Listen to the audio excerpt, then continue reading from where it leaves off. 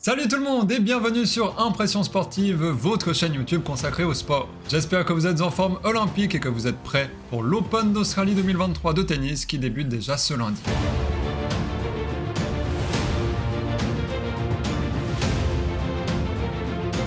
Pour ce nouvel épisode, voici le programme. Dans un premier temps, on fera un petit tour général et historique autour de l'Open d'Australie, avant de revenir sur l'édition 2022 qui a vu couronner Ashley Barty et Rafael Nadal. Et dans un dernier temps, on parlera évidemment de l'édition qui va arriver, et je vous donnerai mes petits pronostics pour cette nouvelle édition de l'Open d'Australie.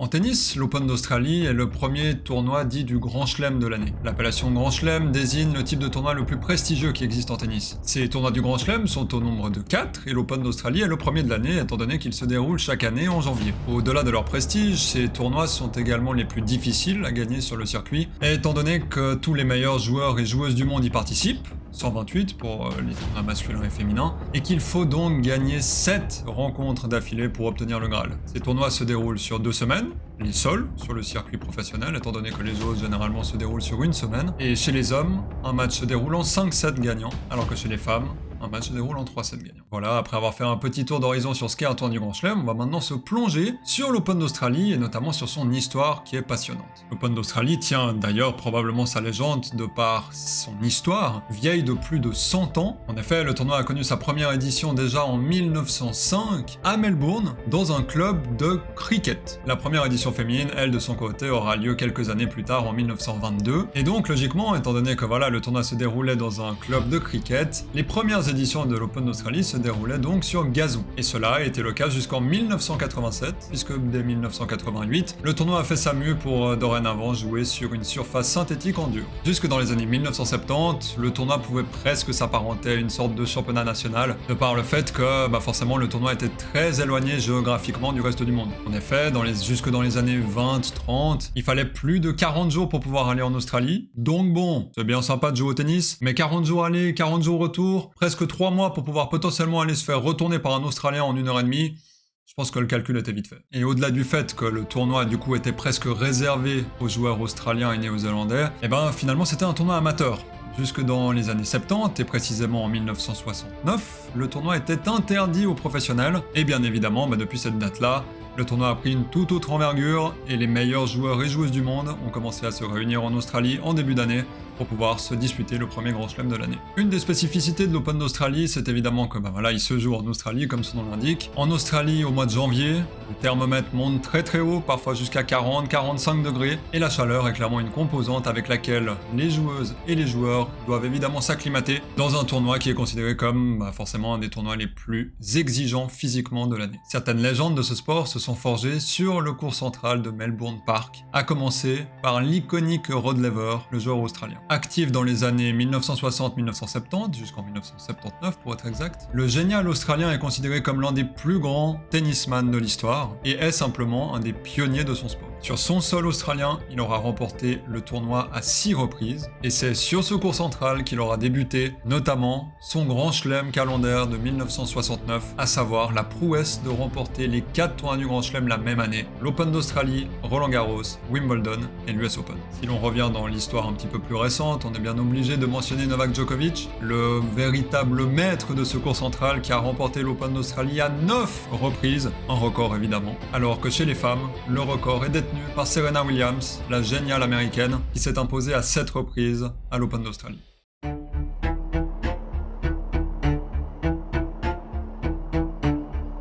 Après vous avoir posé les bases de ce qu'est l'Open d'Australie et de son histoire, on va maintenant se replonger un petit peu plus dans le présent, dans l'actualité. On va déjà revenir sur l'édition de l'année dernière qui s'est déroulée et qui a donc couronné Rafael Nadal et Ashley Barty. Et on ne peut pas parler de l'Open d'Australie 2022 sans parler de la polémique qui avait entouré le tournoi avant même qu'il ne commence et l'interdiction de jouer de Novak Djokovic. Pour pouvoir participer au tournoi de l'Open d'Australie 2022, il fallait être vacciné contre le Covid-19.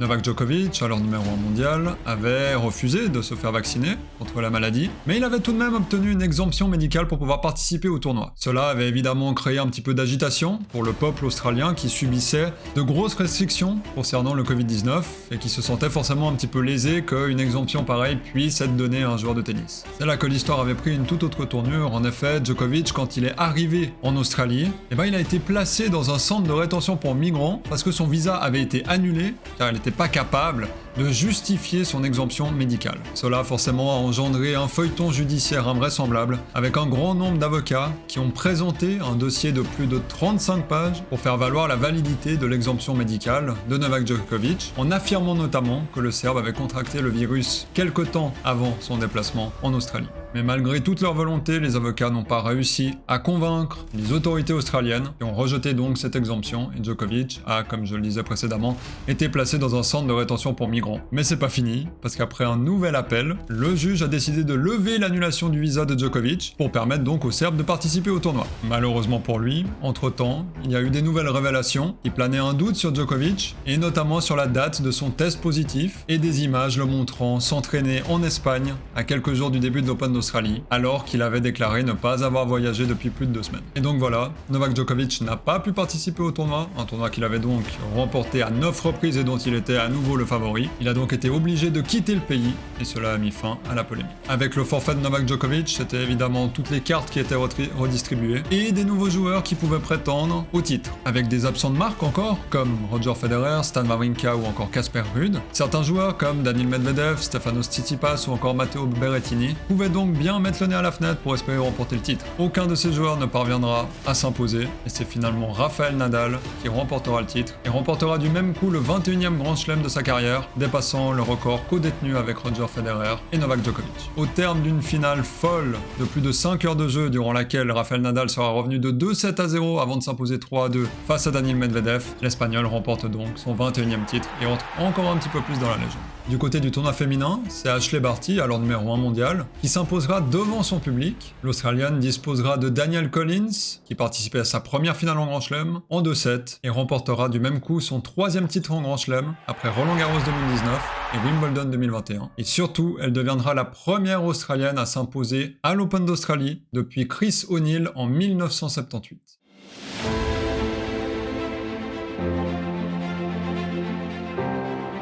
On va maintenant se plonger dans l'édition 2023 de l'Open d'Australie qui débute donc dès demain. Et avant de rentrer dans le vif du sujet, on va faire un petit contexte, je vais vous parler un petit peu de ce qui s'est passé en marge de ce tournoi, et de ensuite ce qu'on pourra attendre évidemment des performances des joueurs et des joueuses. Pour ce qui est du contexte, côté masculin, ce sera le premier tournoi du Grand Chelem depuis la retraite de Roger Federer. Ah, ça dégoûte. Le Suisse, qui a remporté 20 titres du Grand Chelem, est considéré comme l'un, si ce n'est le plus grand joueur de tous les temps. Son style de jeu absolument inégalable et sa personnalité manqueront beaucoup aux suiveurs de tennis. Sa retraite laissera forcément un vide immense dans le monde du tennis pour le joueur qui aura été durant 2 décennies le joueur le plus populaire du circuit. On parle de retraite, on est bien obligé de parler de la retraite de la tenante du titre du côté des dames, avec Ashley Barty qui a donc pris sa retraite en mars dernier à seulement 25 ans. Alors numéro 1 mondial, l'Australienne explique sa décision par le fait qu'elle n'est simplement plus capable, mentalement et physiquement, d'investir autant d'énergie pour le sport à aussi haut niveau, et à 25 ans, elle a dit qu'elle avait déjà réalisé tous ses plus grands rêves. Outre ces 2 grands absents de marque pour cause de retraite, il y aura également d'autres joueurs et joueuses qui ne seront pas de la partie en Australie pour diverses raisons. Du côté du tableau masculin, on est obligé de parler de l'absence de l'actuel numéro 1 mondial, Carlos Alcaraz, qui a remporté l'US Open l'année dernière et qui se profile comme étant peut-être le joueur le plus dominant des prochaines années. Au-delà de l'Espagnol, il y aura également d'autres absents, comme Marin Cilic ou encore Gaël Monfils. Du côté du tableau féminin cette fois, il y aura en tout cas 2 absences de marque, que sont les absences de Naomi Osaka, qui attend un heureux événement, et de Simona Halep, qui elle purge toujours une suspension après un contrôle antidopage lors de l'US Open de l'année dernière. Bon allez, maintenant il est temps de se mouiller un petit peu et de vous donner mes favoris, mes outsiders du côté masculin tant féminin pour cet Open d'Australie 2023. Du côté des hommes, je pense qu'il y a vraiment un immense immense favori qui se dégage, et c'est nul autre que Novak Djokovic, le nonuple vainqueur de l'Open d'Australie, qui forcément arrive cette année à Melbourne avec un sacré esprit revanchard. Et au-delà de cet esprit de revanche, le Serbe est simplement en très très grande forme, lui qui reste sur 23 victoires lors des 24 derniers matchs disputés sur le circuit entre la fin de la saison dernière et le début de cette saison. Après, derrière le Serbe, voilà, il y a quelques autres joueurs qui se dégagent et qui s'annoncent comme étant aussi des favoris. On pense forcément à Daniil Medvedev, le finaliste de l'année dernière, ou encore à Stefanos Tsitsipas qui attend toujours de remporter son premier titre du Grand Chelem, et également Casper Ruud qui est toujours très très régulier et qui pourrait pourquoi pas tirer son épingle du jeu. Si chez les hommes il y a un immense favori en la personne de Novak Djokovic, c'est également le cas chez les femmes.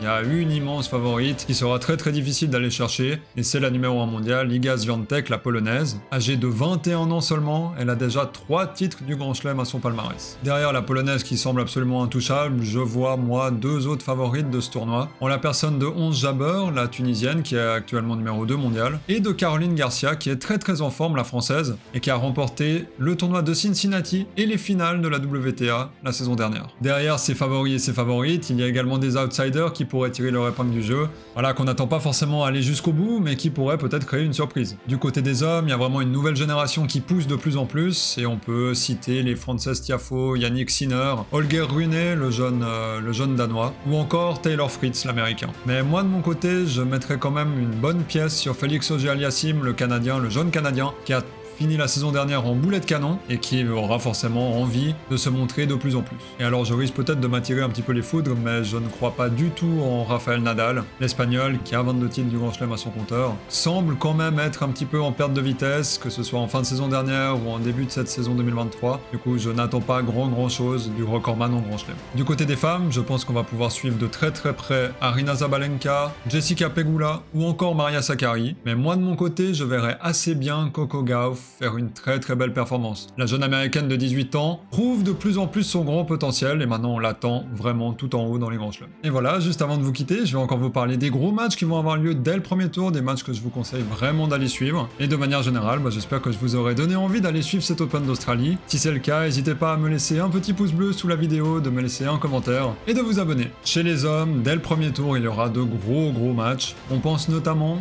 à Dominic Thiem, l'Autrichien ex numéro 3 mondial, qui revient gentiment de blessure et qui affrontera dès le premier tour Andrei Rublev, l'actuel numéro 6 mondial. On pense également à d'autres matchs comme Adrian Manarino contre John Isner ou encore Grigor Dimitrov contre Alan Karatsev ou un très très alléchant Matteo Berrettini contre Andy Murray. De mon côté, avec ma petite âme de Suisse, je me réjouis particulièrement d'un potentiel deuxième tour entre Stan Wawrinka et Félix Auger-Aliassime, la pépite canadienne dont je vous parlais juste avant. Chez les dames, il y aura également des matchs très très intéressants dès le premier tour comme Sofia Kenin contre Victoria Azarenka ou encore Garbiñe Muguruza face à Elise Mertens, ou un dernier match intéressant entre Alizé Cornet et Leylah Fernandez, la nouvelle pépite du tennis canadien. Et voilà, c'est la fin de cette vidéo concernant l'Open d'Australie 2023. J'espère que vous le suivrez tout comme moi je vais le suivre, et j'espère vous retrouver tout bientôt pour une nouvelle vidéo, sûrement sur un autre sujet de sport. A tout bientôt, bye bye!